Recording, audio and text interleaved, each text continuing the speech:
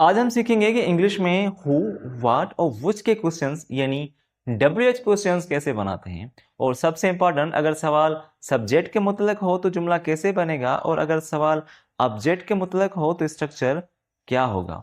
अब देखो, अली कॉल्ड अहमद, अली ने अहमद को कॉल किया। अब यहाँ दो चीज़ें हैं, अली जो सब्जेक्ट है, अहमद जो ऑब्जेक्ट है। अगर हमें पूछना हो अली ने किसको कॉल किया, यानी ऑब्जेक्ट के बारे में सवाल है, तो हम कहते हैं who did Ali call.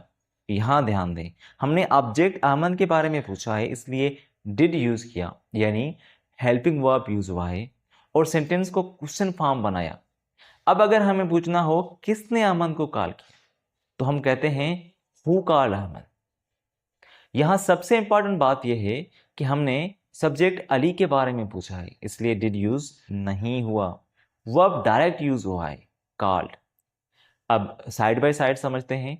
Who did Ali call यानी ऑब्जेक्ट के बारे में सवाल, हु कॉल्ड अहमद यानी सब्जेक्ट के बारे में सवाल। अब व्हाट के एग्जांपल देखें। शी बॉट अ फोन, उसने फोन खरीदा।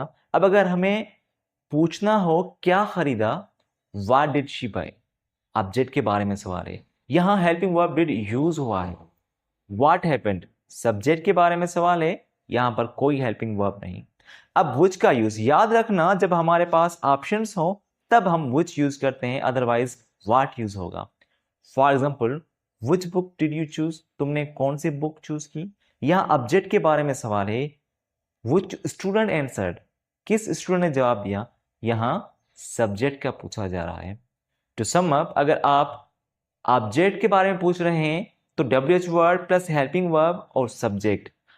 अगर आप सब्जेक्ट के बारे में पूछ रहे हैं तो आपका WH वर्ड ही सब्जेक्ट है और कोई हेल्पिंग वर्ब यूज नहीं होगा।